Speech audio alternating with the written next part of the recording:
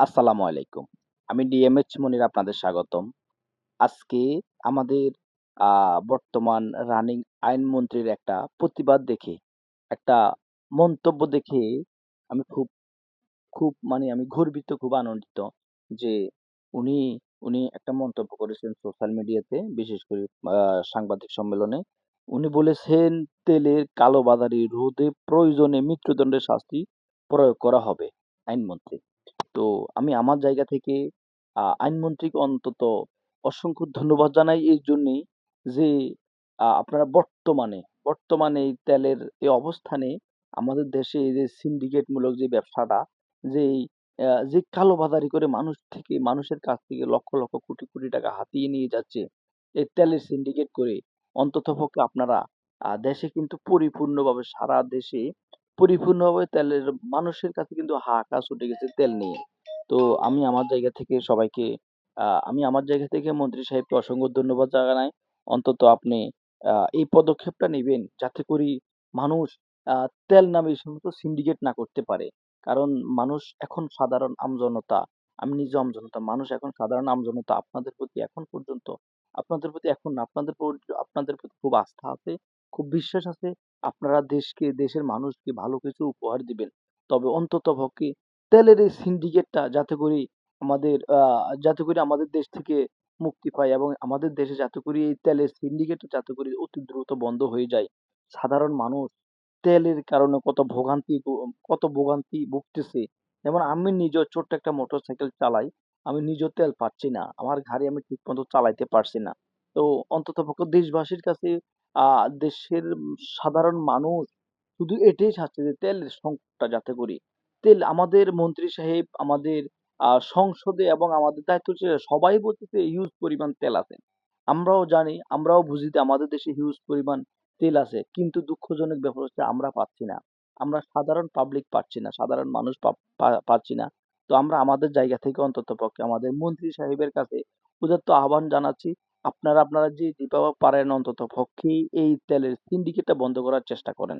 সম্মানিত আমাদের মন্ত্রী সাহেব, আপনাকে সেলুট জানাই। আপনি অন্ততপক্ষে সারা বাংলাদেশে আশা করি অতি শীঘ্রই তেলের সিন্ডিকেটকে ভন্ড করার জন্য যেভাবে যে পদক্ষেপ নেওয়া দরকার অন্তত অতি শীঘ্রই সমস্ত পদক্ষেপগুলো নেবেন, এতটুকু আশা রাখি।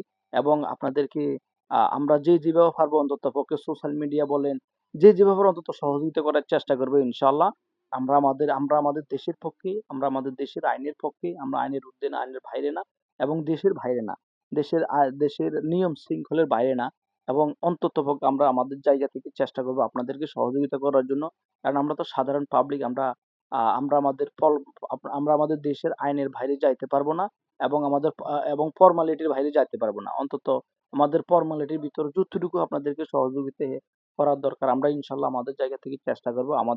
শুধু আমি না, আমাদের আমজনতা সবাই চেষ্টা করবে। আপনাদেরকে সহযোগিতা করবে। আপনারা আপনাদের জায়গা থেকে ইনশাআল্লাহ এই সমস্ত পদক্ষেপগুলো নেন।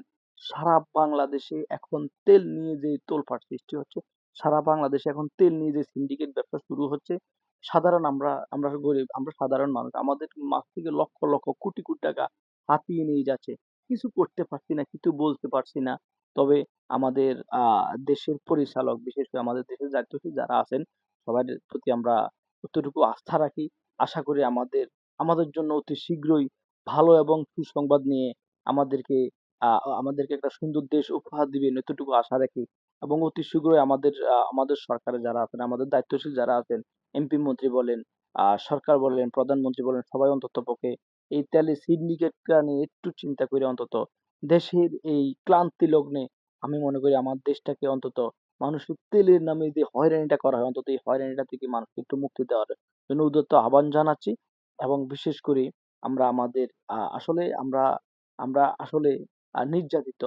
এই দিক দিয়ে অন্তত মানসিক নির্যাতিত। কারণ পেট্রোল পাম্পে গেলে দেখা যায় যে কত কষ্ট, তাও আবার তেল দিচ্ছে না। ৳১০০ তেলের জন্য গেলে অন্তত মিনিমাম ৳২০ তেল পুড়ায় যাইতে হয়। আইতে এবং যাইতে ৳২০ তেল শেষ হয়ে যায়। আর থাকে ৳৮০ র।